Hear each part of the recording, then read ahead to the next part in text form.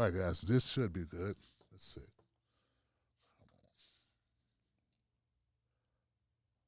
Spinning and spinning. Come on, man. It's a new stream now. Okay. Testing 1, 2, 3. I've got no sound here.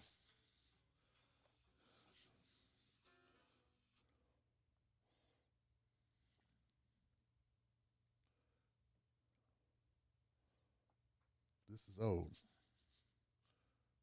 You know what? You hear me? Thank you, Brian. It keeps playing the old stream for me, but okay. I don't know why it's doing that, but we'll just go with what we got. Hopefully. Let's go back here. Kind of a lot to maneuver with, guys. Let's see. Let's go to main. There we go. That's up. That's it. That's it. Paste. Update all. Let's see if that works. That might work. Loud and clear. Thank you, guys. Welcome, welcome, welcome to the Tim Black Show. Little technical glitch. Looks like we're resolved, though. This stuff, man. We got stuff. We got we got a setup that's it's volatile. So what's up, guys? My name is Tim Black. All over the Wolfpack. Tim Black's Wolfpack in the house. Thank you for being here. We appreciate you showing up. I want to say hello to all you Johnsons on Facebook, YouTube, and Periscope. You know how we get down. You know how we do it. It's Monday, and we got a lot to get to. I want to make sure, Facebook, you guys okay on Facebook? I think YouTube's responded. What's up, guys? What's up, Wolfpack? What's happening? I see you out there. I see people out there. There we go. My bad, guys, but we're okay now, looks like. Looks like we're okay. I don't know why this thing wasn't playing the new video, but Facebook, I can jump on here and see if let's see if we got any love on Facebook. Britain. Britain's all right. There we go, Britain. What's up? What's up, Julie? How you doing? And it just keeps showing me the one that was 5 minutes. It won't show me the new. Show me the new. I can't get the new. Okay, it's all right. It's all right, Johnson. It doesn't want me to be able to see this, I guess. Okay, we got 100 people out here so far. There we go. There we go. There we go. We got it. All right, guys. Facebook, once again, what's up, Barbara, Forrest, Gray, Kevin, Julie in the house, Cheryl, Van, Epps.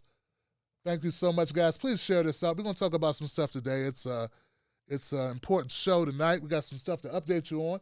What's up, Joy Bunton? Thank you, Joy. Thank you, Robert, for sharing the stream. Thank you, JJ Chancellor, for sharing the stream. Robert Robb for sharing it. Dolores Pierce for sharing it. That's love right there, guys. Give it up for that. I don't know if this is a clap. That's not clap. What is that? What sound was that? We got to mark these because I can't hear them. I can't hear them. That's not it. There we go. That's it. I'm at the right clap. Hey, so it's a work in progress. We're doing it. All right, guys, so if you're new to the show, if you're new to this, you just happen to stumble upon this technically difficulty show what we're having. Just want you to know it's not always this bad. Also want you to know a little bit about the show.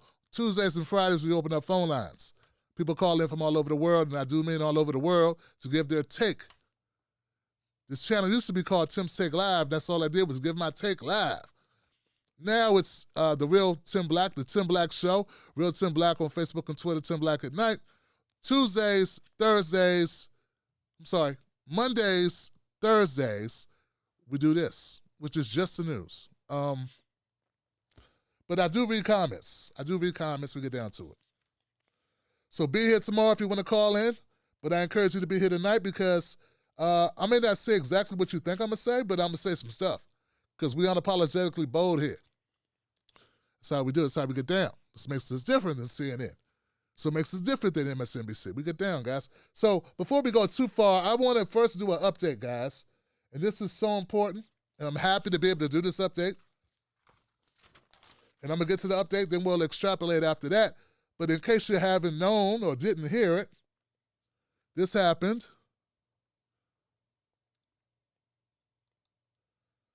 Julian Assange appeared in court today, and a U.S. judge refuses to extradite. A UK judge refuses U.S. extradition, I should say. A UK judge turned down a U.S. extradition plea of WikiLeaks founder Julian Assange.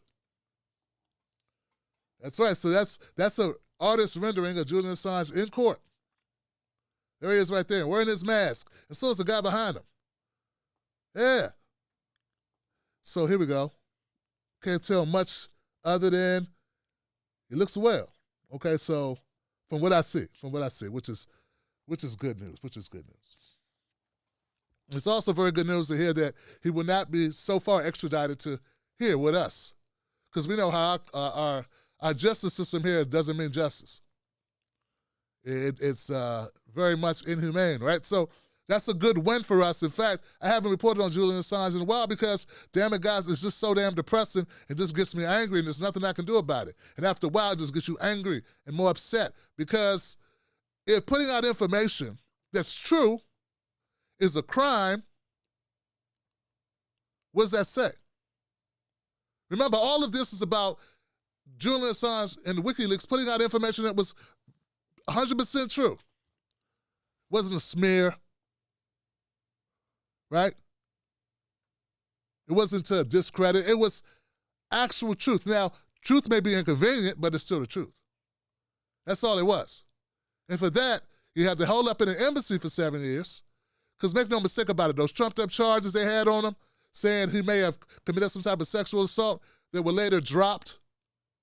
He had to stay in the embassy for 7 years. It was all because they didn't like him putting out information. So a British judge rejected the U.S. request to extradite WikiLeaks founder Julian Assange to face espionage charges over the publication of secret U.S. documents a decade ago. Remember, guys, this is not by Hillary Clinton. This is about Bush, the Bush-era documents, right? Around that time. In between Bush and, right? This is what exposed us doing like the torture and the bombings and the drone attacks and all that good stuff. All that fun stuff that we've been doing when we said we weren't doing it. Also, when we were spying, when the U.S. government was spying on its own people, violating our own constitutional rights. Yeah, around that time, those things, that's what he's on trial for. It's not Hillary. So in a mixed ruling for Assange and his supporters, district judge, let me slow down. I'm excited about this. This is good news. I'm happy to be able to give you this good news. All right. In a mixed ruling for Assange and his supporters, District Judge Vanessa Burritzer rejected defense arguments that the 49-year-old Australian faces a politically motivated American prosecution that rides roughshod over free speech protections. But she said Assange's precarious mental health would likely deteriorate further under the conditions of near total isolation that he would face in a U.S. prison. Wow, that's not really that's no form of vindication in that, is it? She said, hey, we reject this thing that they're trampling on free speech, though they want to prosecute him for releasing information that was accurate, just not information that made them appear in a favorable light. No, she has no problem with that. Hey, punish, shoot the messenger. Sure. That's great. Shoot the messenger, basically, is what District Judge Vanessa Burritzer is saying. Shoot the messenger all day. Shoot them twice. Reload and keep shooting them. But we whistle them to America, but your prisons are so horrible and so inhumane that I can't in good conscience put him there. Because he'll likely be Jeffrey Epstein. Something bad happened to him. And you know what? We use Epstein, but like people die in prison all the time. Did you know they had a man who was cooked in prison? They put him in the shower with no governor on the heat because they were mad at him, and it literally cooked him alive. No one went to jail, Johnson. They said, oh, stuff happens, Sometimes we accidentally cook prisoners. That's us. What we do. So to the rest of the world, we're catastrophically the worst human rights violator in the Western world. bar none. We give Saudi Arabia a run for its money. They're not considered Western world. But we give them a run for money, right along with China. We right there, keeping up with them. 5% of the world's population holds 25% of the world's prisoners.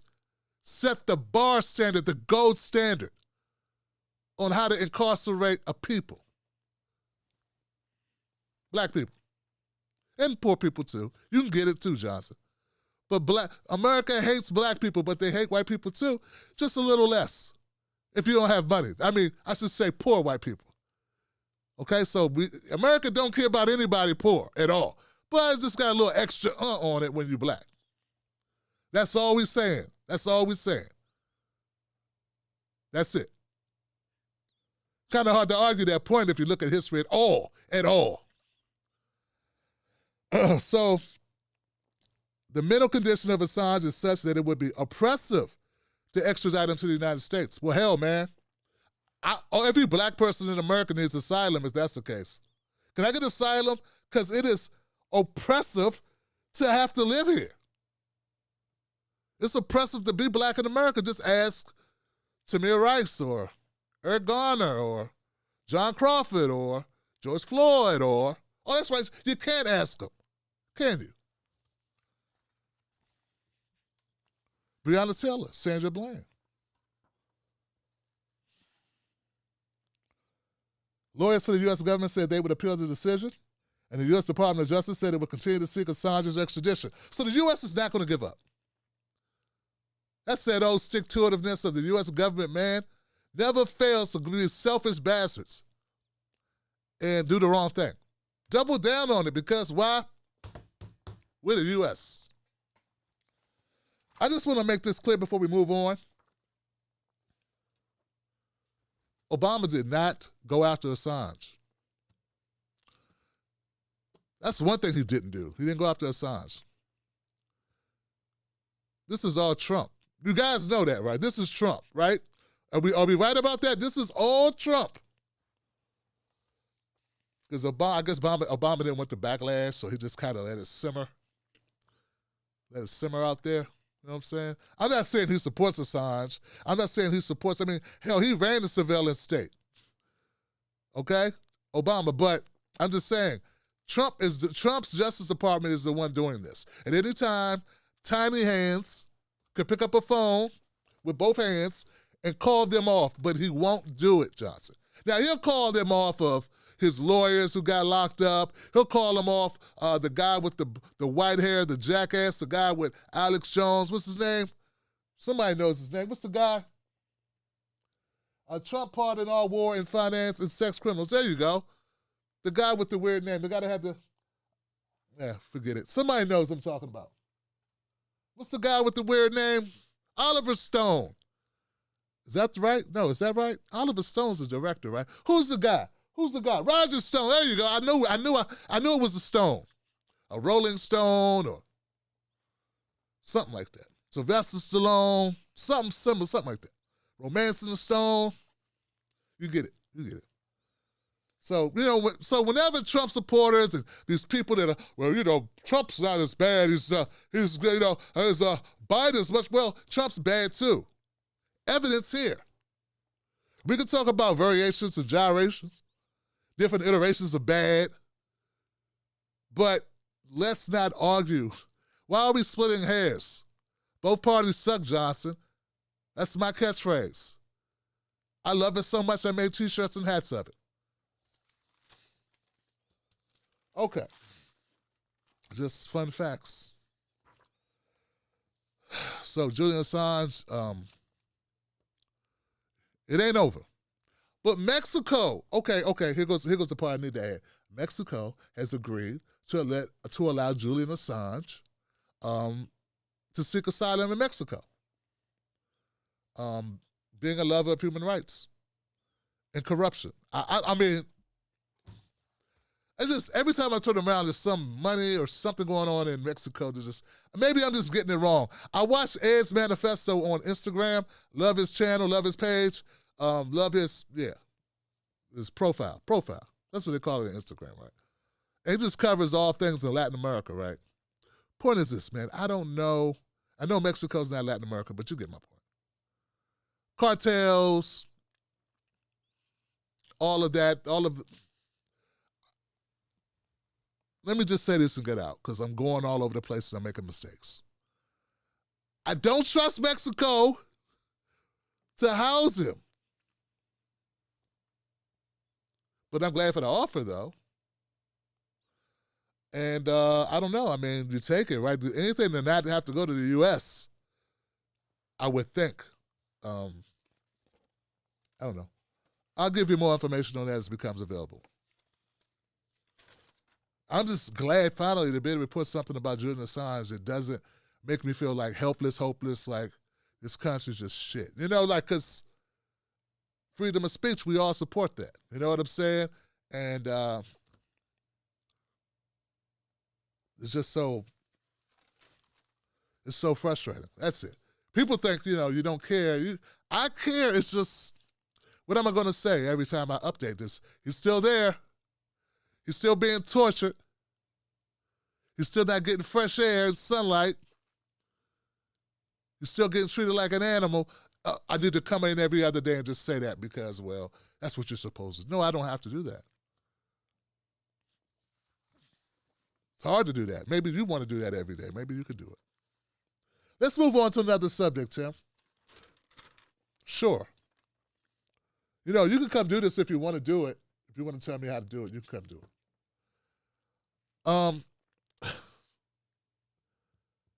Let's get to this, guys. Okay, so let's jump to third party. Okay, so here's the things, guys. There's been so much conversation about force to vote. A lot of conversation about force to vote and what people's motives are and what's going to happen and what about the squad, and the squad is a fraud or fraud squad was trending, and we all know. So the vote over the weekend, we know what happened. We know that the squad members voted for Nancy Pelosi to retain her speakership position. House Speaker position retained. I told you that was going to happen. We talked about this. It was no way. Medicare for all not brought to the floor. I didn't want it to happen. I didn't make it happen, thou silly person on Twitter. I just knew it would happen. I just knew that it would happen, okay? I understand leverage, okay? Yeah, we understand. I grew up having to understand leverage, you know? Grew up that way. You can't walk on this block, homie. Then we got strapped, and then we could walk the block. You hit us, we hit you. Twice as hard. There you go. That's leverage. You do something to me, I do something to you. You do something for me, I do something for you. Very simple. Very weird that people who haven't had to have leverage in their lives in order to be alive try to tell other people like they don't know what leverage is, like you invented leverage. The point is this, guys. I see this, people, of a big case of miscommunication and also a lack of clarity on messaging. Let me explain the lack of clarity on messaging I'm talking about. Folks, if you want to start a third party, just start your third party. If you want to build your third party up, just say that. I support third parties, and I think a lot of us also support third parties that are watching this show. We do not have to say AOC and the squad are horrible and get rid of them to start the third party, to give your third party life. Why do you think you need to do that? Where are the people in the room making these decisions that that's the way to go to do this? Now, I'm a person out here, now walk with me with this. Walk with me on this. My name's Tim Black, guys. I don't know if you're noticing that, but I worked in the Draft Bernie campaign.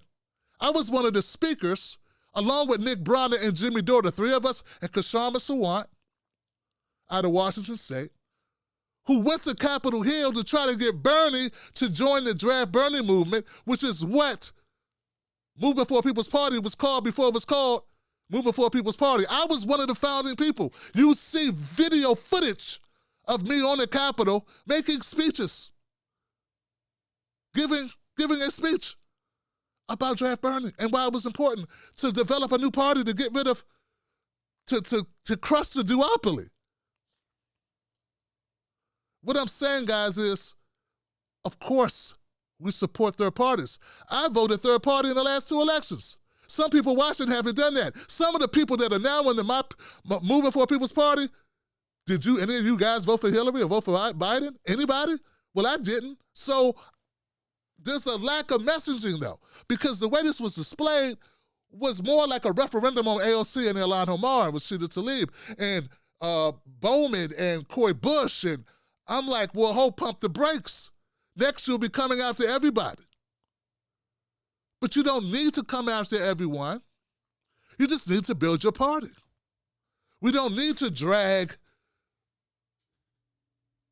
members of Congress or the squad to prove a point.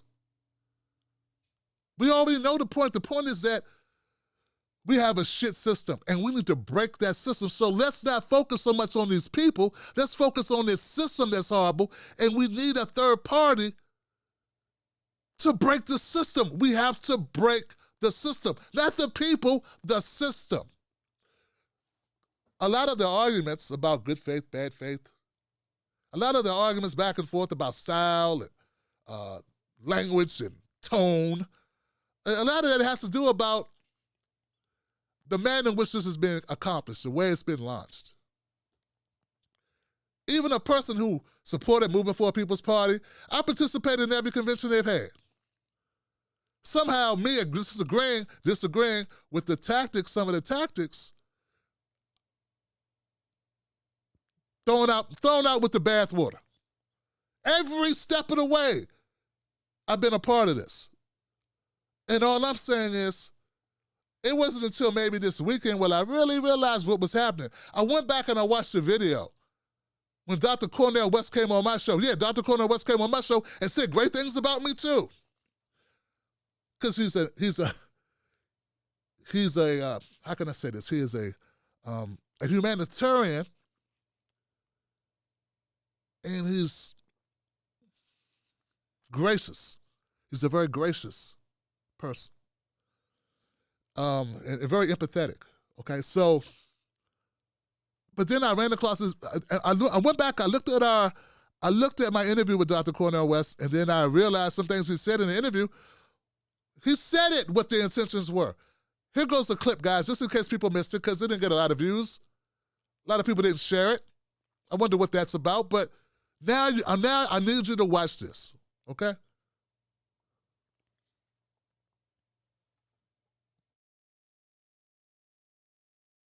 We were in a tough situation, and you can imagine how difficult it was for me. Now, somebody asked me a question about Brother Barack Obama. I'm going to say what's on my mind. No doubt about that. Yes, sir. I'm going to talk about war crimes with drones because I love my brothers and sisters in Libya. I love my brothers and sisters in Yemen and Pakistan and so forth. I'm going to say something about his relation to Larry Summers and Tim Guyton. You see, Summers is back now as a major advisor for the Biden campaign. Yes. So that's bringing him back again, repealing the Glass-Steagall, unleashing Wall Street greed, bringing him back again, allowing Wall Street criminals and gangsters who engaged in insider trading, market manipulation, fraudulent activity, predatory lending, especially the poor people, disproportionately black. These are the folks that Biden's bringing in. And you say, oh, my God, deja vu again, the same old neoliberals who haven't learned their lessons, it seems. Now, it could be that Brother Summers learns his lessons and surprises me. That's fine. I'm open.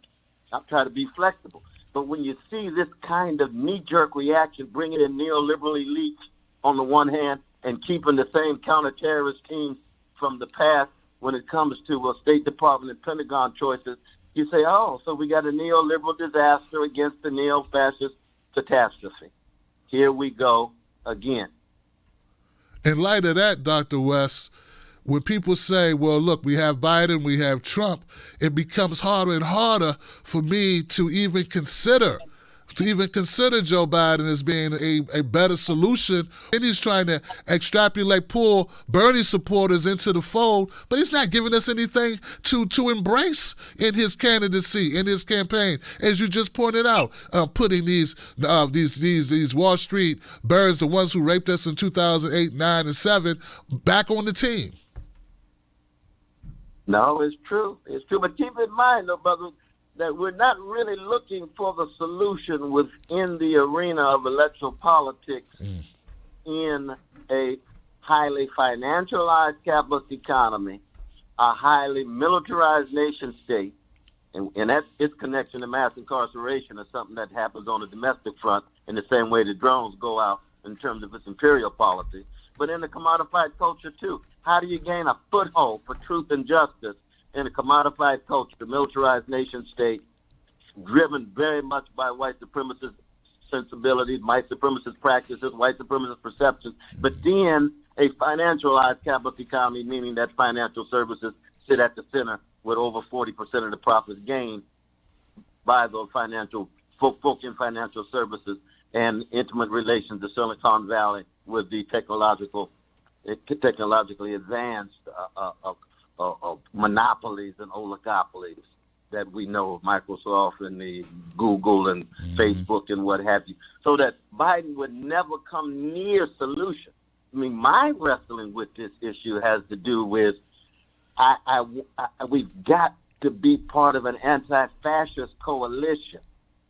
You see, Trump is anti-fascist in a very, very vicious way. And it's not that he's so much ideologically driven. He's narcissistic, that he doesn't think at all. You know, he's below mediocre. You know, he's driven by a certain kind of vanity and stupidity. And this is very dangerous. I think Noam Chomsky is absolutely right about this in terms of his finger on the nuclear button and his unconcerns of ecological catastrophe and so forth. But it's the Republican Party behind him, of course, that keeps him going. And so, I mean, my own position about this is that if we had a strong third-party candidate or a strong possibility of creating a left-wing culture that could educate the people and go against both, because you see, Biden is the neoliberal wing of the ruling class. Trump is the neo-fascist wing of the ruling class. But they both tied to the same bird. And so Biden is not a comrade. He's not a friend of poor people. He's not a friend of working people. He's the architect of the largest prison system in the history of the whole world, the history of the modern world. 5% of the population of America, 25% of the prisoners, and we 50% with our brown brothers and sisters. Biden's an architect of that. He bragged about that just a few years ago. He invaded and occupied Iraq. Over 500,000 precious brothers and sisters in Iraq killed.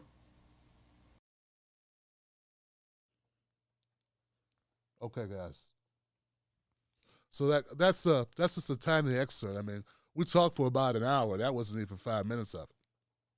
And then that clip I just played from you back in May, that was from May, okay? In that clip, Dr. Cornel West puts it very plainly. He says, we need a third-party candidate. We need a third party, a viable third party, or third-party candidate outside of the Democratic Party. I think we all agree, right? So I know what I'm saying is kind of nuanced here, guys, but I want people to, I guess I'm not being clear, guys. Everything that we've been seeing happen with Force the Vote, all of this, I feel, is to push us to waking up or realizing that we need a third party. Some of us didn't need pushing or waking up. Some of us have been saying that for quite some time. If you voted for Jill Stein, you already agree with that. If you supported independent candidates, or if you've ever supported any independent parties, you already agree with it. Like, why?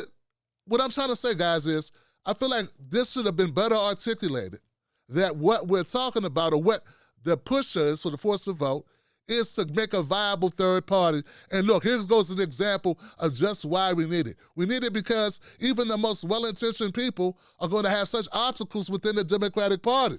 Because the Democratic Party is not going to give even people that mean well the room to be as progressive or to push for progressives without sacrificing and paying a high penalty for it. It's not the party for change. Unless it's fake Obama change.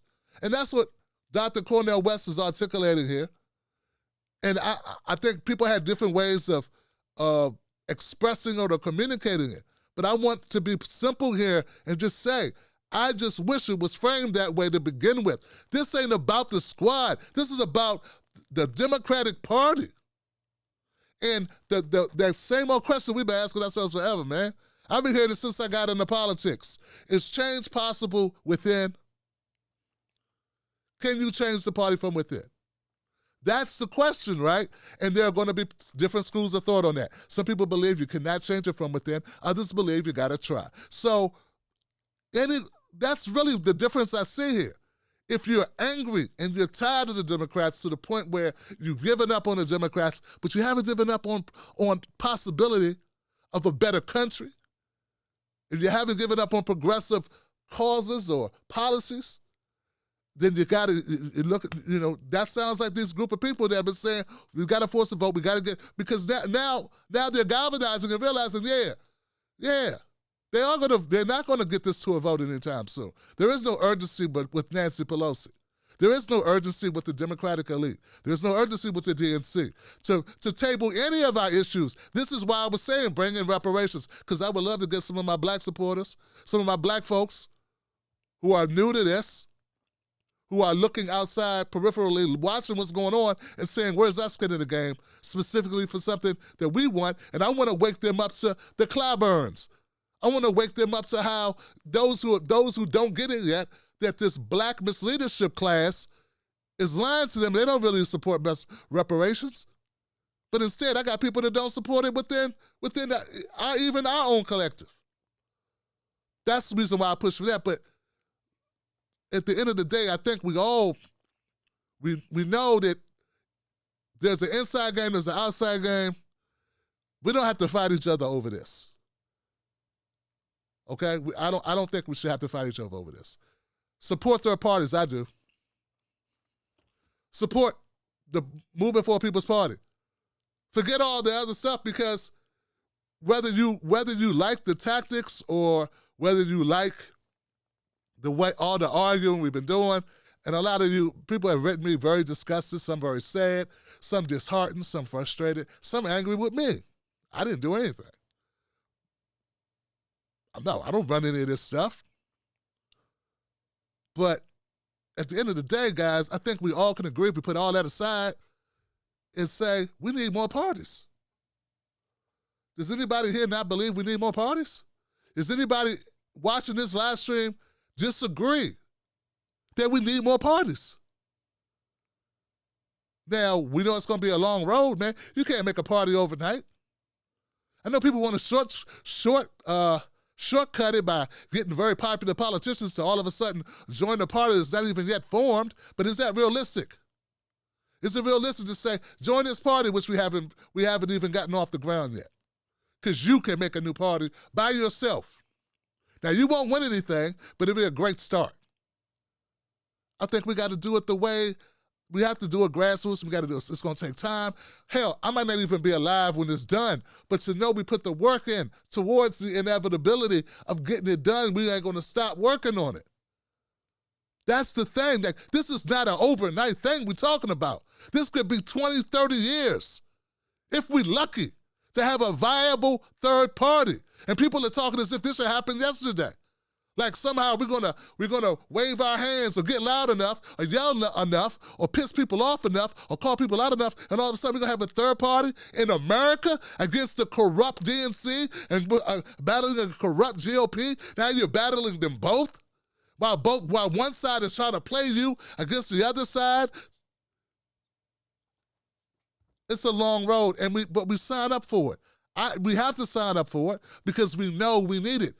Some will argue we need more than three or four parties. We need 5, we need Green Party, we need Movement for a People's Party, if that's the name, or we need various other parties. I mean, we should have more options than just 2. Who would not agree with that? How many of us were watching this catastrophe of an election and felt like, damn, I got nobody here in this race that I want to support? And I'm not knocking Howie Hawkins and the other lady that ran for the Independent Party. I don't know, or the Libertarian Party, whatever. I don't know much about her, and I'm not knocking Howie. But majority, I'm thinking, I don't know the numbers, but I'm sure there were a lot of Americans who were just like, I got nobody to vote for. I don't want Biden and I don't want Trump. So how could I disagree with Dr. Cornel West? I don't disagree with him.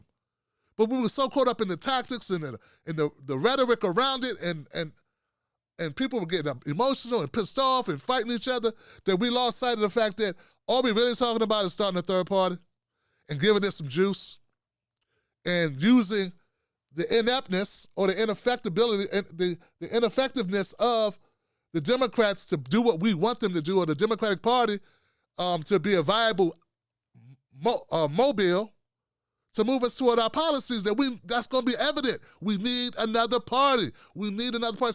So this is it. Now I'm just going to say this and end it, guys, for me. I support third parties. I always have. Whether they support me or not, that doesn't matter. I support third parties no matter who's running this third party. I disagree with some things, but at the end of the day, fundamentally, I definitely agree. And I didn't just say that, I acted that way. I campaigned for Jill Stein. I opened up rallies for her. So if we are miscommunicating to people even like me who actually went out and campaigned for, that person all of a sudden doesn't support third parties? Yes, I do. I think a lot of you do. I think we all should. Hell, even if you are a Republican, I think you can see the need to be able to pressure the Republican Party various ways in order to fit your agenda. And that's all we're really talking about here. At least that's how I see it. The Democrats get to offer us candidates. Suboptimal would be a very nice way of putting it, ain't it? They can give us these crap candidates, and we're like, what we got? Look at Georgia. I'm jumping around, but look at Georgia, guys. What number's Georgia? Let's go to 3. Check this out. Look at what's happening right now in Georgia.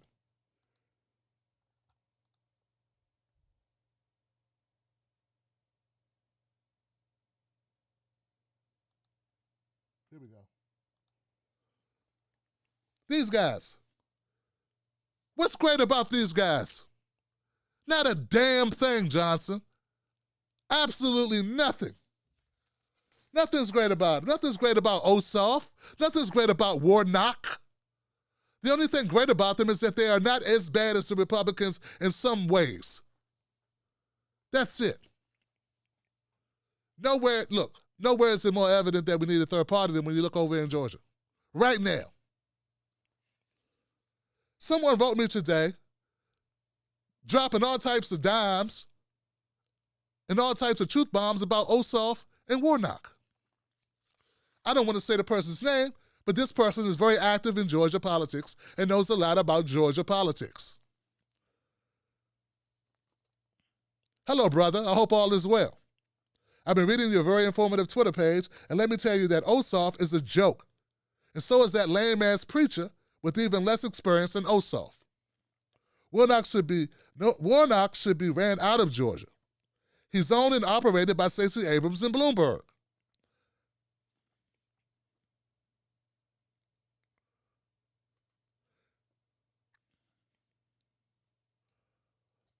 Then it got a little personal. We're going to move past that.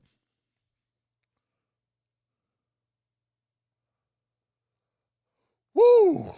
This person begins to drop a lot of bombs on a lot of people. Ossoff is a trust fund white boy with no job experience. Only made up on what his wealthy parents gave him. John Lewis endorsed him because his mother owned Lewis. She's the largest Democratic donor in Georgia, and she had raised millions for Lewis for the sole purpose of elevating her son. Warnock has a wife and 2 kids that accused him of abuse in February, weeks before he was chosen by Abrams and Bloomberg to run for office. He is a joke.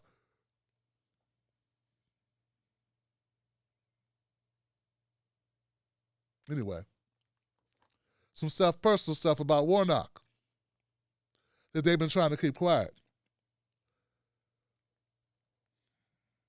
Okay, there it goes. I had to leave out some stuff because it got really dicey. The point is this. These 2 guys, back to these 2 guys. Neither one of them are good options. The only reason why anybody's excited about them is either here we go. They're excited about them, A, because they don't know any better and they only watch MSNBC and CNN. Or, I don't know, B, maybe they didn't ask the questions and we have a media that won't tell them that Warnock's never done anything politically at all, so why is he even running for Senate? For Senate. Ossoff, the frat boy, who paid his way, his mama paid his way to get him an internship for John Lewis, and now he's been Christianed.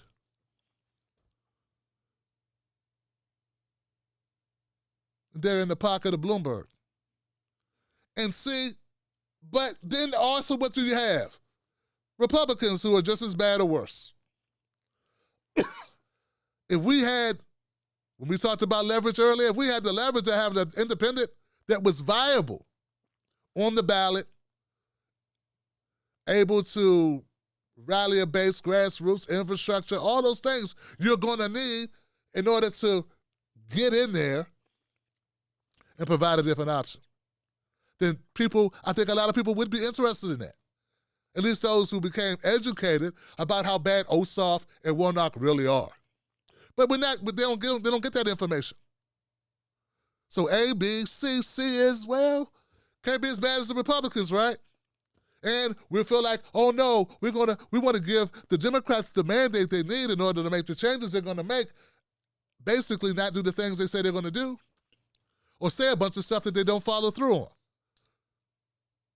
If you are poor or black, come on, guys. So, which only adds more credibility to the idea we need more parties. So all I'm saying, guys, long and short, is what I'm trying to say is that 80% of the people that have been fighting or back and forth with forced to vote shouldn't be arguing, other than the way it was articulated or the strategy they're talking about. At the end of the day, people just want more parties, I think. And they believe this is a mechanism that can help attract more people who are duly, rightfully frustrated as hell with the Democrats. Because even if you believe that AOC is a good person or a good candidate or a good whatever, or anyone in the squad, you know I like Jamal Bowman. I had the opportunity to talk to him. I interviewed him. Seemed like a revolutionary. But how revolutionary can you really be in the Democratic Party? You understand what I'm saying? But all that, be that as it may, we would want them to be on different teams, not the Democratic team, if we want them to challenge the Democratic Party. Because the Democratic Party, if you're on the team, how can you thoroughly, justifiably, righteously challenge that party? I'm an independent. I challenge them all the time. That's part of the reason why I'm able to challenge them, because I'm not a Democrat. So, look, just force a vote, no matter what you feel about it, no matter how you come out on this. When you think it's a bad strategy, people have said different things. I've said things. At the end of the day, if we're going to say, okay, do we need more parties? Yes. And however these people want to go about doing that, that's on them. I don't co-sign on that. I was raised a different way. I look at life a different way. I look at the position that people are in, and I say they need to get out of that position. But that doesn't stop us from getting new candidates. That doesn't stop us from building another party. That doesn't stop us from doing what we need to do. So my kids and their kids can have more than one or two options. And right now, they don't really have two options. Damn it, the Republicans and Democrats are so similar. If you do like this, they look the same. You think you're looking at the same person if you put your hand in front of your face long enough. You do this, you don't know. So I can't stress enough the need for this. That's all. I can't stress enough a need for a third party and a fourth party and a fifth party, because people they're complacent. They know you're scared of the Republicans. They know that the Republicans, they've created that illusion that these people are going to, especially if you're a black voter, these people are racist. We're the only ones that care about you. At least we'll say George Floyd's name. But you want the people that hate black people? That's who you want? And people are going, okay, but if we had a third option that was viable,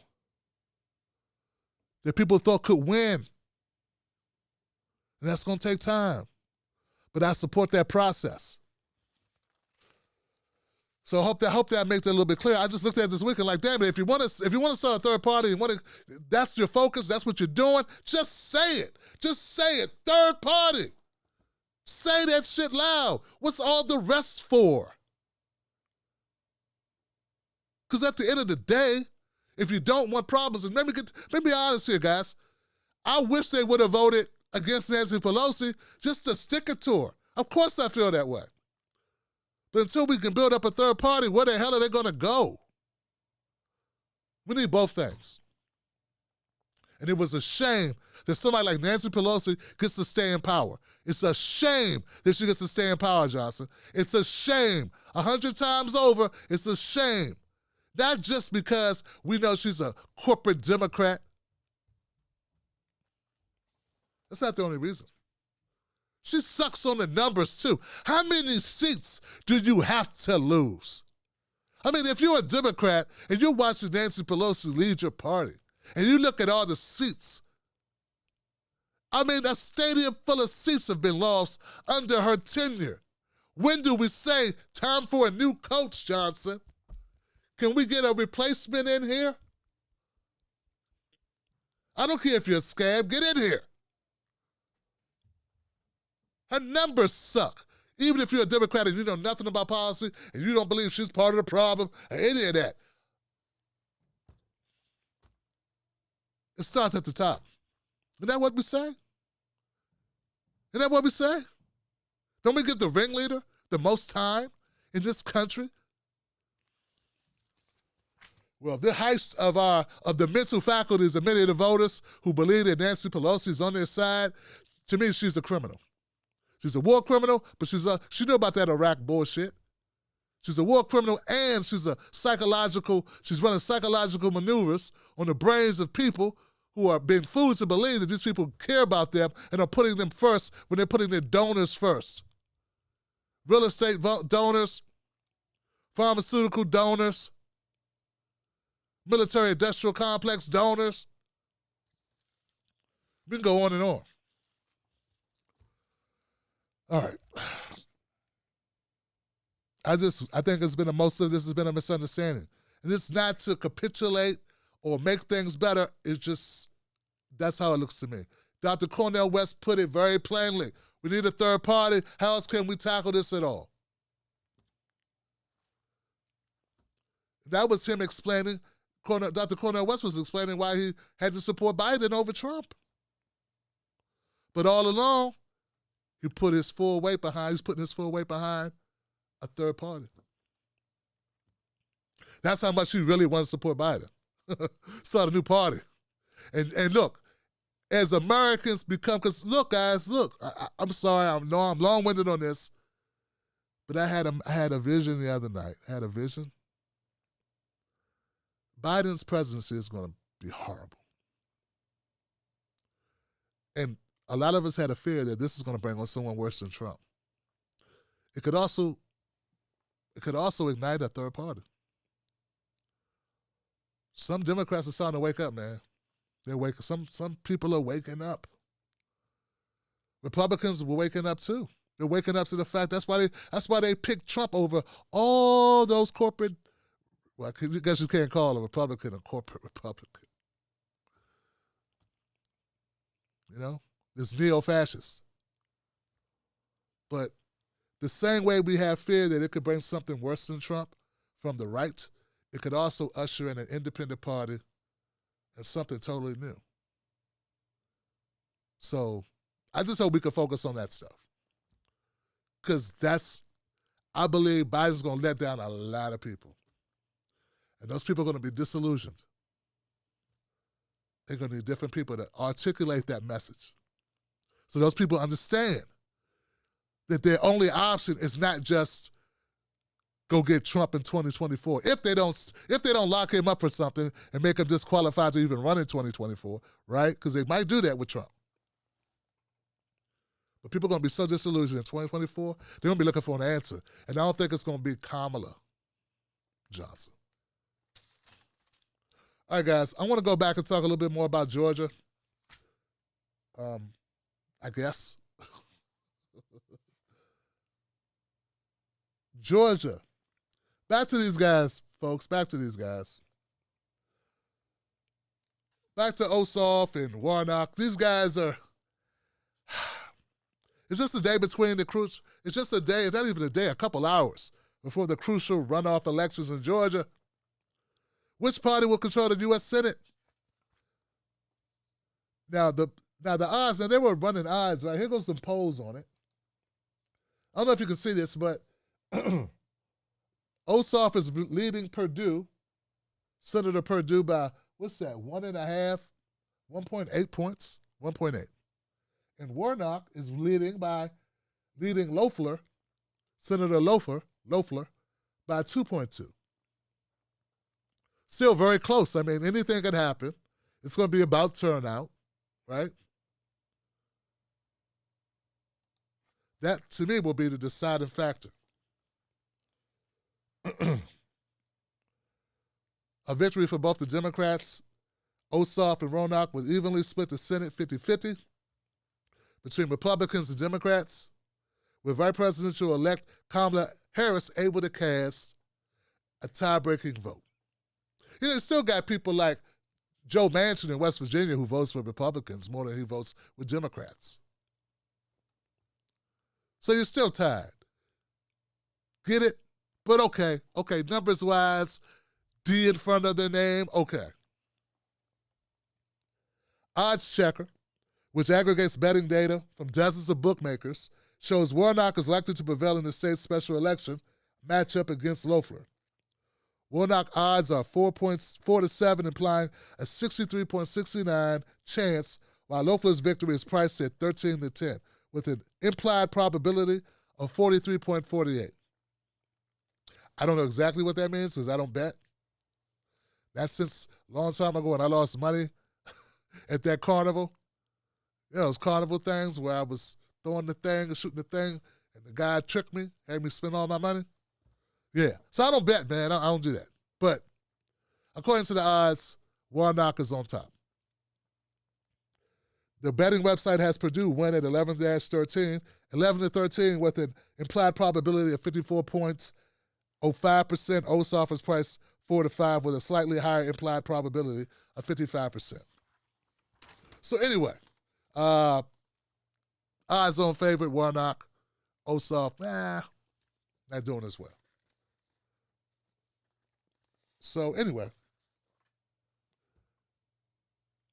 I'm not excited about it. I don't know who really is excited about it other than party people or people who have been led to believe that this is going to change everything for them. That this, having more Democrats in the Senate is going to change fundamentally for us. And Joe Biden also making certain comments that will lead people to believe that having a Democratic-held Senate will mean great times ahead. Here goes Joe Biden making that case in front of a live audience.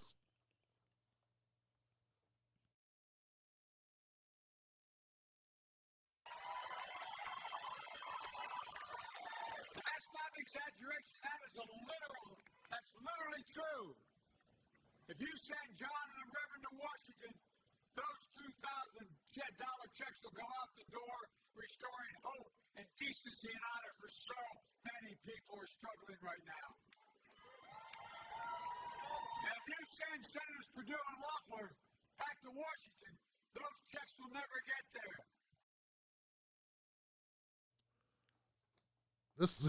Let me make this clear, guys. Joe Biden told I don't know how many people there, they don't show the crowds. You know, it's COVID. But he told some people in their trucks and cars in Georgia today that if you elect these two guys, Warnock and Ossoff, well, those $2,000 stimulus checks are going to be in the mail to you. But if they don't win, no money. If Perdue and Loeffler wins, there's no money coming. Yeah, that's so that's what he's selling. I think there are a lot of people who are going to react to that. And they're going to go out and vote for Ossoff and Warnock. I mean, is there really an incentive? Is there an incentive to vote for, Perdue? Is there an incentive to vote for Loeffler? I don't think there is, Johnson. And if you're a person who's hurting for money right now, and I mean, he's just saying, here's a quid pro quo right there. Hey, vote for these guys, we're going to cut you a check. I mean, how often do they get to say that? How often can, this is going to work with some folks.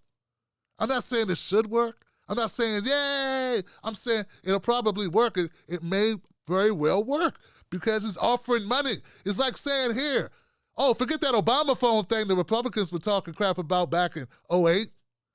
Here's $2,000. I rest my case, Johnson.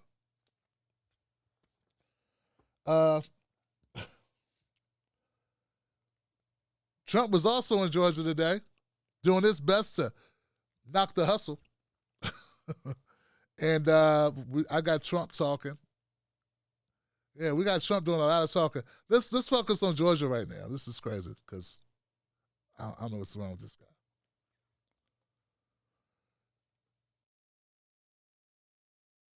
And people are going to find that out because we have to go and we have to go all the way, and that's what's happening. And you watch what happens over the next couple of weeks. You watch what's going to come out. Watch what's going to be revealed.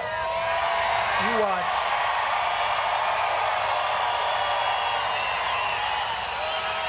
And I have to tell you that the stakes of this election could not be higher. You vote tomorrow. You want to go out tomorrow. People want to go out. They don't want to do the ballot thing. They don't want to do it unless it's the other side, in which case they just print them out. They don't want to do it. They want to go and vote. And make sure your vote is counted. Make sure they don't let you say, I'm sorry, somebody else has already voted for you. Your vote tomorrow will decide which party controls the United States Senate. The radical Democrats are trying to capture Georgia's Senate seats so they can wield unchecked, unrestrained, absolute power over every aspect of your lives. If the liberal Democrats take the Senate and the White House, and they're not taking this White House, we're going to fight like hell, I'll tell you right now.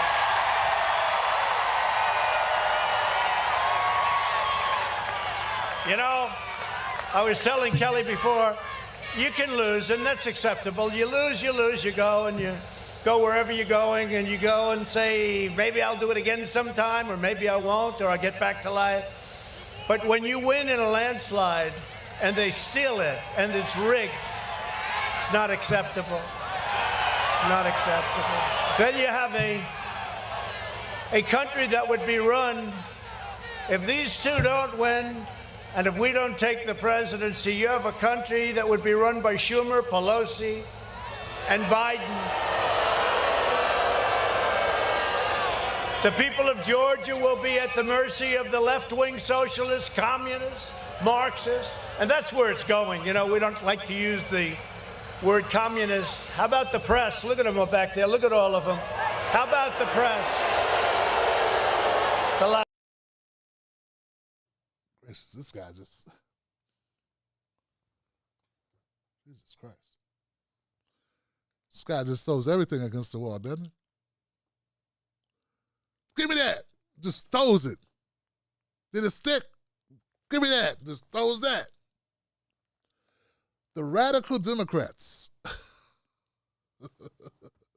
Radical, you mean sold out corporate on the take Democrats. It's not radical in what way? Kamala. Kamala's a radical Democrat. No, radical democracy. I don't think he's a Democrat.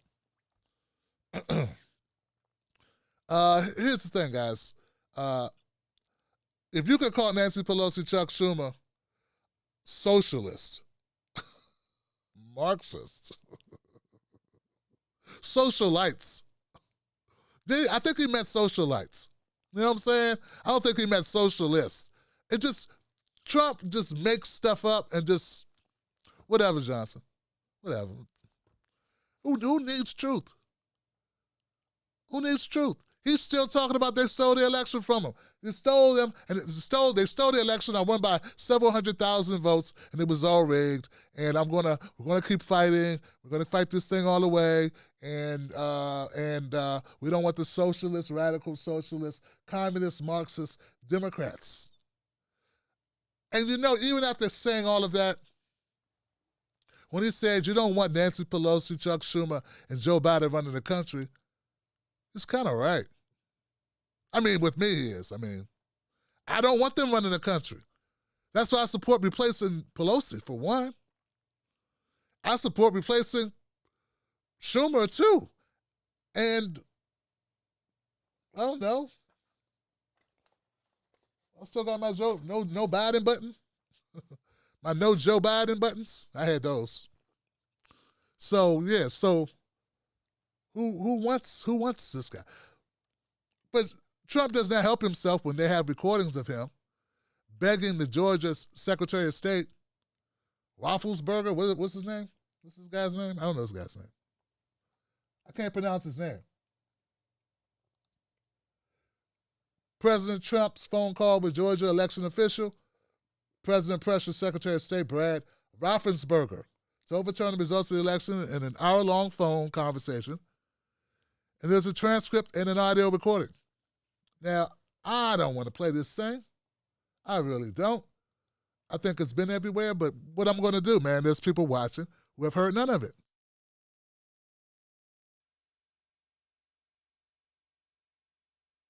We have won this election in Georgia based on all of this. And there's nothing wrong with saying that, Brad. I mean, having a correct, the people of Georgia are angry. And these numbers are going to be repeated on Monday night, along with others that we're going to have by that time, which are much more substantial even. And the people of Georgia are angry. The people of the country are angry. And there's nothing wrong with saying that, that you've recalculated. Well, Mr. President, the challenge that you have is the data you have is wrong. Now, do you think it's possible that they shredded ballots in Fulton County? Okay. Hey, look, guys, look. Trump tells this guy, he tells the Secretary of State that he needs 11,000 votes to overturn the results in Georgia.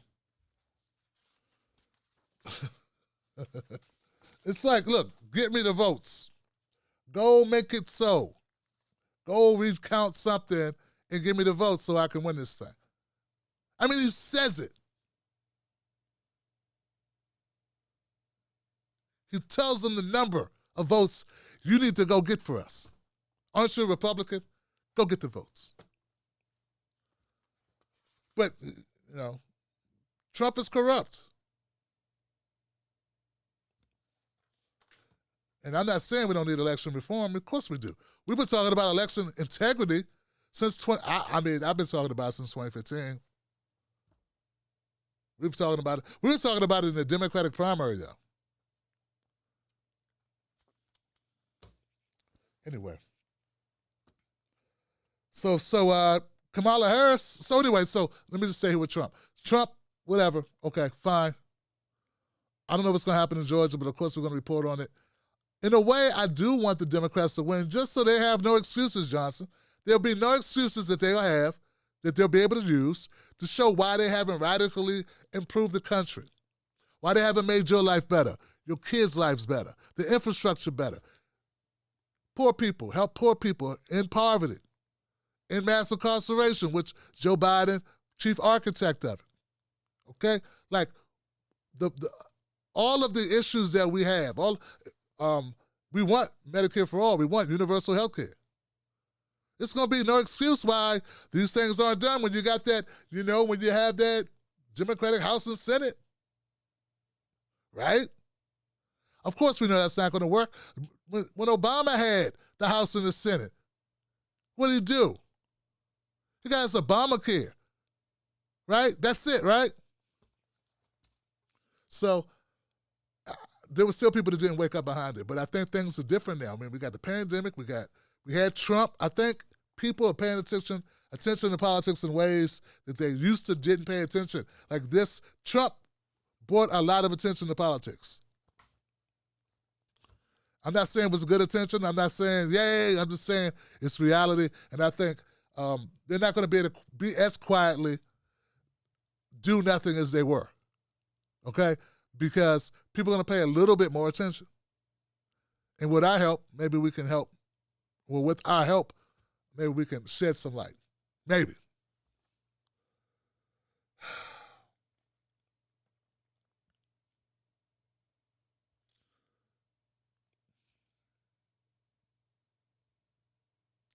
Kamala Harris. Kamala Harris is a certain type of person. I've been covering a lot of different scenarios with her. I've been covering her ascension, and I mean she's gone pretty far on many occasions. But this latest thing I'm reading about Kamala Harris, it's just brazen, Like it's one thing for somebody to rob you, but then to make you take your clothes off. Like, why do I have to take my clothes off? You have the money. That's, I just want to humiliate you. That's what Kamala Harris does. In this latest Kamala Harris unforced situation. She robs us, and then she makes us strip.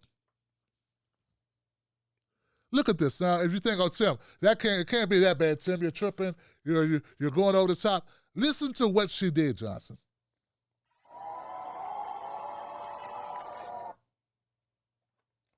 See if I can find it. It's just a picture here. Where is it at? Kamala Harris. Where's the picture of Kamala Harris?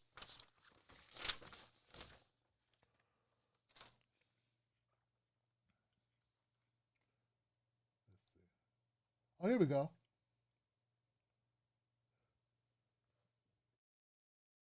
There's no video, it's just this picture. Kamala Harris is our new vice president-elect. There was an article here in Elle magazine, I guess it's Elle magazine. She made the cover, I think, and it was a big deal. This was October. I don't know, I just heard about it today. There's a quote in this.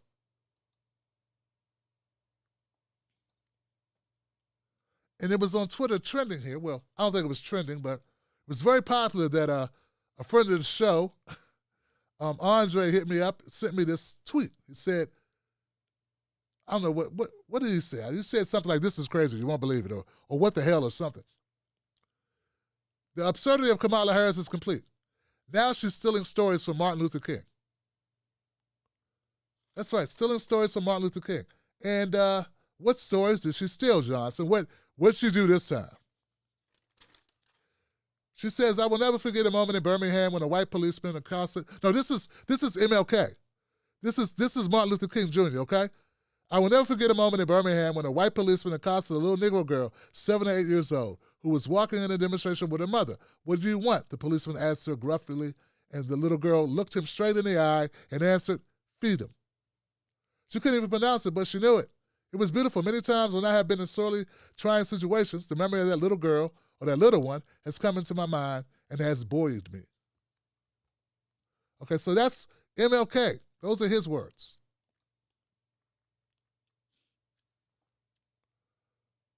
In her wide-ranging interview with the magazine, Harris, the child of immigrants from India and Jamaica, remembered the first civil rights march she attended in a stroller, from which she fell, getting separated from her family. My mother tells the story about how I'm fussing. Harris told Ashley C. Ford for Elle magazine, and she's like, baby, what do you want? What do you need? And I just looked at her and I said, freedom, freedom.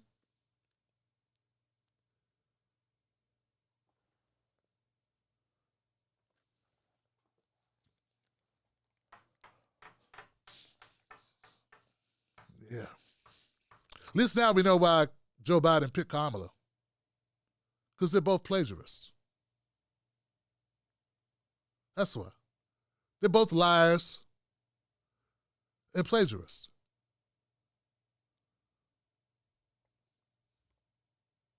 The end.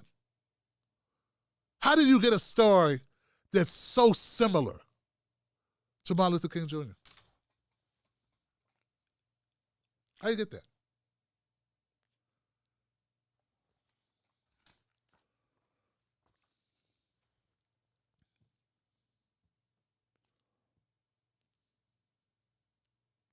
According to the Fawning L profile, Ms. Harris remembers being wheeled through an Oakland, California civil rights march in a stroller with no straps with her parents and her uncle. At some point, she fell from the stroller. Then the adults, caught up in the rapture of protests, just kept on marching. By the time they noticed little Kamala was gone and doubled back, she was understandably upset. So they dropped the child.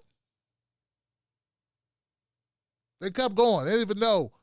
Then they later realized, hey, where's that little baby? What little baby? Oh, our daughter. Oh, her. Oh, there she is, back in the ground.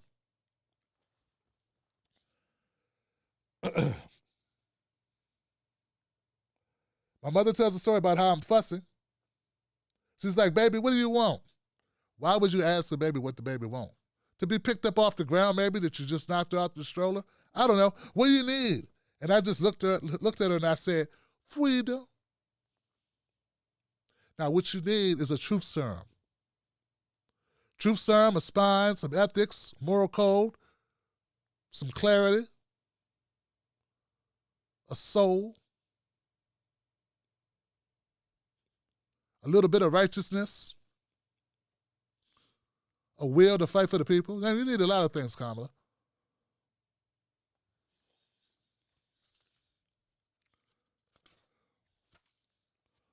And I agree. Both Joe Biden and Kamala Harris are plagiarizing or plagiarists. Just like Biden plagiarized an RFK speech. Lied about it. Then got caught and admitted it. I don't think Kamala's going to admit to anything, though, because she didn't have to. Because she got the K-Hive. And whatever she does, whatever lie she tells, no matter how outlandish, it'll be defended. And we will be ostracized or called women haters if we call it out. But I'm calling it out anyway because I get called a lot of stuff. I get called stuff all the time. Whatever. A guy today actually told me I don't support black people's issues.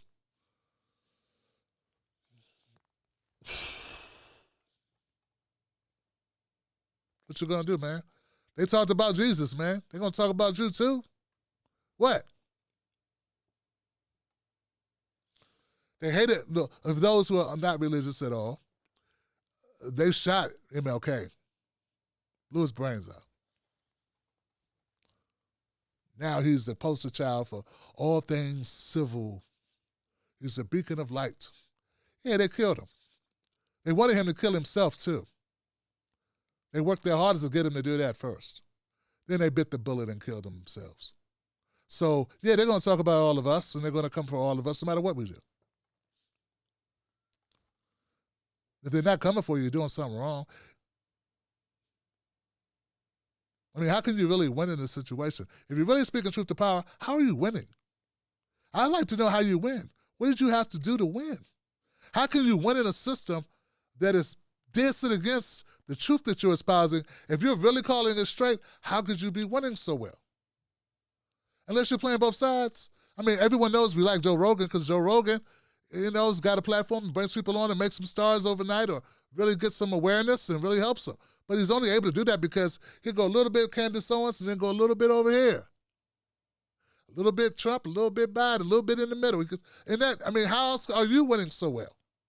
How are you winning so well in this corrupt system if you're not doing that stuff? Just saying. No one asks these questions. I ask them as I look at the numbers.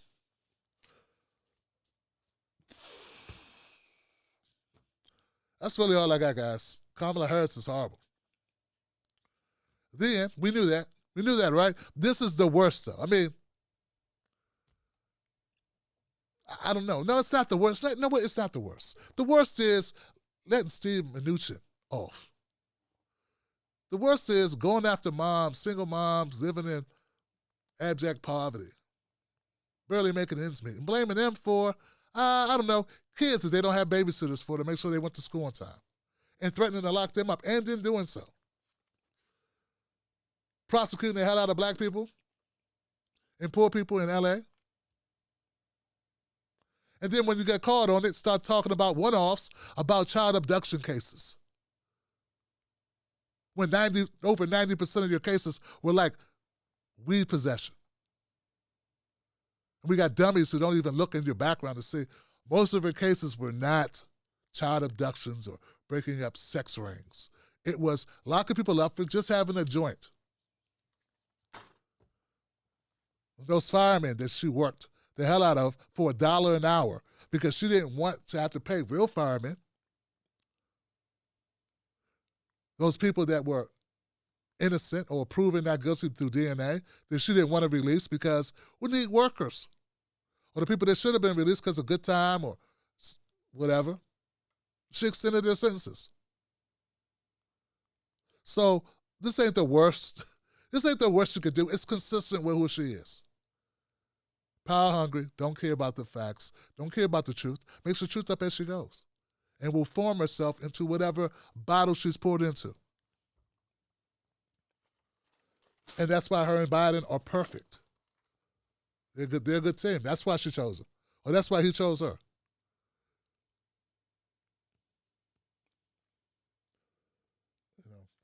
All right, guys. I'm going to go to the comment section. That's all I got tomorrow. We'll open up phone lines. I look forward to it. I look forward to hearing people speak their truth, because that's what this forum is for. That's what we do. It's one of the highlights of the Tim Black show is having people call in. I wish we could get more on one accord, because I think all of us agree on like 70% of the issues. I think we agree on 70%, maybe even a little higher than that. I mean, there's not a person that I know who's in our circle with PAC that doesn't want Medicare for all. Not a single person that I know doesn't want that. So, yeah. And most of us, and I think the same number, would say we need more parties. Even if they are Democrat people who believe still in the Democratic Party, they can see the value of having someone challenge them to keep them honest, because Anderson Cooper ain't doing it. Yeah, I'm sorry. Anderson Cooper, you're not keeping them honest, guy. You need to be on your job. You fell down on your job, man. That used to be Anderson Cooper's catchphrase. Keeping them honest. No, you're not. You're not even in the same realm of keeping them honest. So what helps to keep people honest? Competition. Competition for votes helps keep people honest. So for those reasons, I mean, come on, guys. All right, I'm going to go to the comment section, guys. I appreciate you. Real Tim Black on Facebook and Twitter. Tim Black at Night on Instagram. Nothing but love for you. And thank you so much, Wolfpack, for all you do. Let's see what we got. Fun fact, Anderson Cooper once worked at the CIA, says Dirk. GL. I'm going to leave it there, GL. Come on, man. Good thing I did not read that guy's username aloud. That would have not been good, Johnson. Viewer activity. Here we go, guys. We got some comments. We Curry Signs in the house. What's up, We Curry Signs? How you doing? Thanks for the support. Mama Alaska, everybody hit like, share on social media. We're watching clips later. Watch commercials. This gives him a boost on YouTube. Love you, Tim and Johnsons. Love you back, Laura. Clarence Diggs. What's up, Clarence? What's happening, man? Welcome to the Tim Black Wolfpack, man. We're all Johnsons. Hilltop Ironworks says, thank you, Mr. Black, for your principled take on parties and force to vote. We could disagree on strategies, still work together. If you are for working people, then we are allies. Solidarity above all else. That's all I'm saying, guys. And I just looked at it at the end of the day. After all this, I'm like, they just want a third party, man. I mean, I disagree with Nick on a lot of stuff. I do. But I do not disagree with his core pursuit, which has been very consistent, of getting another party, creating another party. I totally agree with that. Sheldon, what's up, Sheldon? Cheryl, radical socialist. Radical socialist. This thing's scrolling down. Democrats, I know! Radical socialist, left-wing Democrats. The stuff they say, man. If Nancy Pelosi was a radical socialist left-wing, we wouldn't have no problems. She tanked. Chuck Schumer is not. I know people talking about PAYGO. We had that conversation. I found a video I did last year about PAYGO. Stopping PAYGO is important, guys. That's how you get things done. How can I say this? Without having to allocate for the money that you're going to spend doing them. Okay? So with PAYGO in place, everything that you say you're going to do, whether it be any programs, you have to either raise taxes or cut services to balance it. Okay? And that's PAYGO. I heard people discounting PAYGO like it's not a big deal. Like, that's a big way out for Congress to not do things. Oh, sorry, we would really love to do it, but PAYGO, man. So I'm not saying it's everything, but we were happy about it in 2019, right? We supported stopping PAYGO in 2019. I know, because I got receipts. I did a video on it. Some of you in the comment sections. But now I guess people, of course it's not as good as the Medicare for All vote. But Johnson, we weren't going to get that anyway. We weren't going to get that. That's all. We weren't going to get that vote. And I support us having inside-outside game. That don't make us enemies, Johnson. Andre Gale, what I said was, are you fucking kidding me? That's what you said, Dre. Dre, there it is. That's what it was. I was going to look it up on my phone, man. But I don't like doing that, doing shows, going through my phone. That's exactly what Andre said. Good enough for Andre on that, guys. I hope this is the right one. Oh, man. Robert Stewart also contributed to the show. All right, guys, look, if you value what I do, and if you value the community that we're doing it with, which is the Tim Black Wolfpack, Team Black, hey, all the Johnsons, all of us doing our thing, guys, and having phone lines and having these tough conversations and calling out truth to power, you know, doing our best to consistently punch up, not down and not left. That's what we try to do. I thought that's what we all were trying to do. I don't know. I thought that was the rules. But I don't know, man. It's tough, man. I mean, for you to convince me that Ilhan Omar, there's no difference between Ilhan Omar and Nancy Pelosi? Come on, Johnson. Come on, Johnson. There's no difference between Jamal Bowman and Chuck Schumer? I know this is politics, and I understand. We need another party. Look, just get this moving for People's Party going, guys, because I feel you. I feel you. We shouldn't turn on each other, man. We are all victims of the same shit, guys, you know? Like, we're all victims of this corrupt system. All of us. Even the little bitty babies are victims of this corrupt system. That's all. That's what it is, man.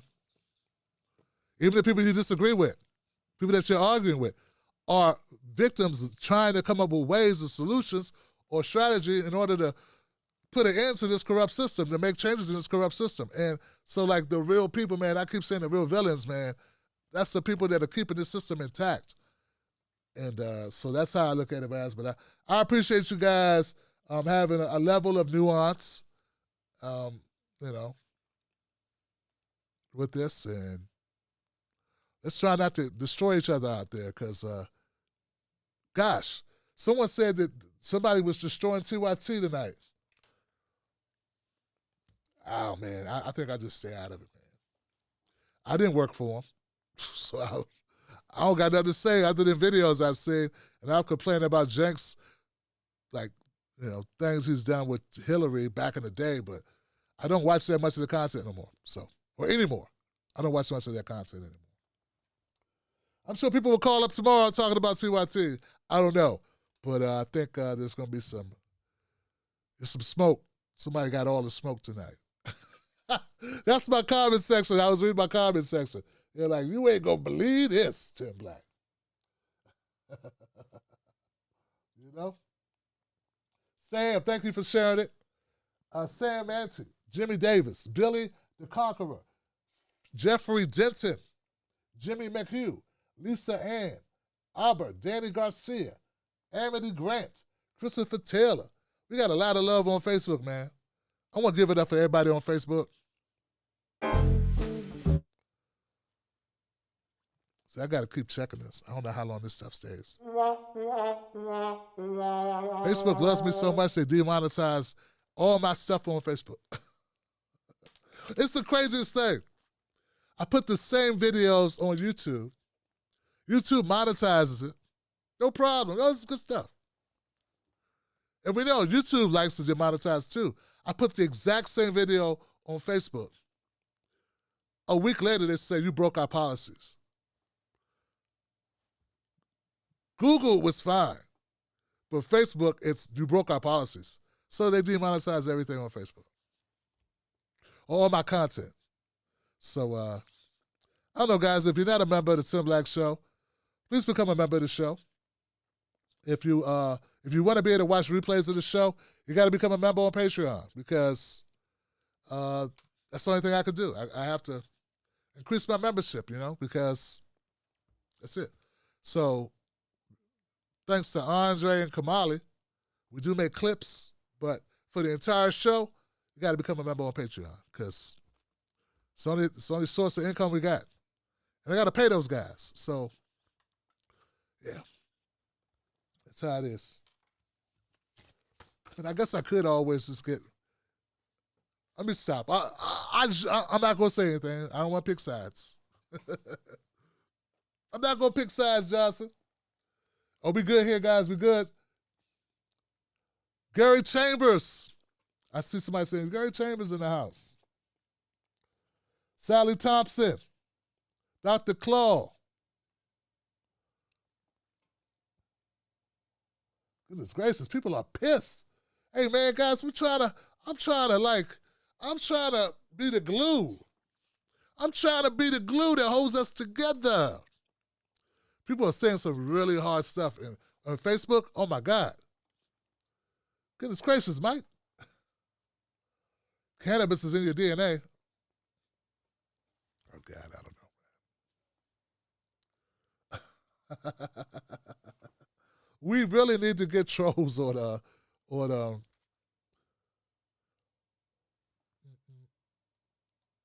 really need to get rid of trolls on our Facebook. Oh man. All right, guys, that's it. I'll talk to you later. We'll go back and we'll block the trolls. But we'll do it after the show. Who wants to be a moderator on Facebook? Who knows I can't pay you to do it? No, I can't pay you to moderate Facebook chat. What do you think this is? TYT? I'm just saying, I don't have the money. I can't pay that. If you do want to be a moderator on Facebook in the chat so we can get rid of people that are just saying this over-the-top stuff, you can block them and throw them out, whatever. Hit me up. Just DM me, and we'll make it happen. I'll make it happen. I need at least 3 people because this is horrific. Especially once they saw I was looking. Hope you're doing well. Here's to the new year. Thank you, Marshall. I appreciate it. DMV, Black Lives Matter. Black Lives, man, just keep doing what you're doing, bro. Real recognize real. That's what's up. Andre Gale says, I honestly don't think the squad are free to show their hand. We can only hope they're just being as cunning as Republicans have been and playing the long game. They're playing on us all the time. I hope so. Andre. But I still feel we need more parties. So I'm like walking that line myself because I really don't know what the thought process is. What I don't like is people are saying these people are, the first day on the job, they got a most very controversial vote for Speaker of the House. And there are people, you failed us, day one. Jesus Christ, man. If Cory Bush would have not voted for Nancy Pelosi would still be Speaker of the House. I wish we could get rid of Nancy. I want to get rid of Nancy Pelosi. Why didn't we get rid of this lady? So this wouldn't even be a conversation. Why the hell did she beat your head? That's all I'm saying. Why didn't we do everything we could do, man? All progressive commentators, progressive media, left, socialists, why didn't all of us push ahead at the same damn time? Why didn't we do that? Then there would be no Nancy Pelosi. We didn't do it. We don't have the solidarity, man. We just don't have the solidarity we need. Is there anyone who disagrees that Shahid Buttar was a much better option than Nancy Pelosi for California?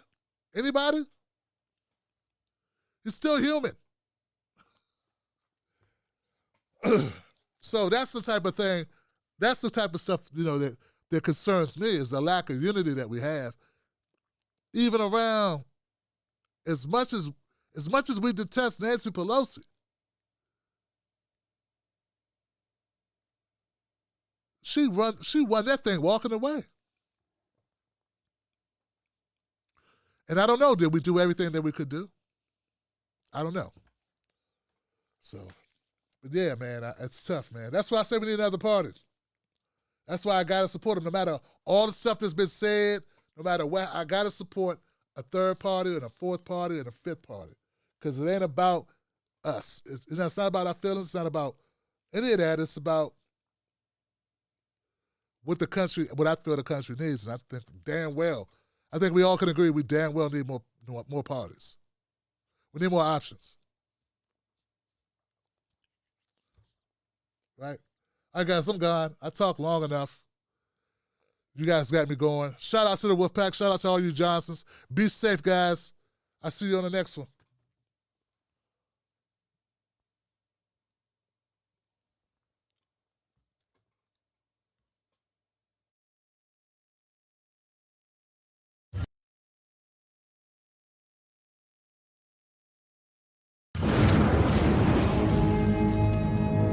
Don't fall for the banana in the tailpipe. Don't be fooled by corporate media talking heads misleading the people. Get your news and information from an entity that keeps it real. Tim Black. Tim Black is the host of The Tim Black Show. Independent news that leaves you informed, inspired, and sometimes entertained, but always in the know. Go to timblacktv.com and sign up today. The Tim Black Show is news for people who can't stand the news. See you there.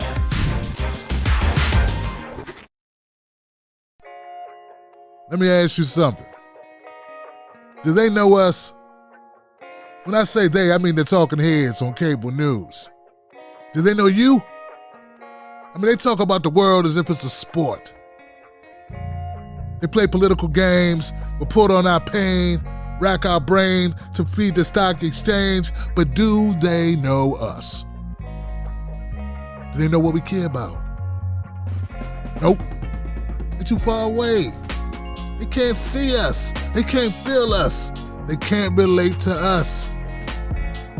See, when you want to know what's going on in your world, trust someone who lives in your world. Subscribe.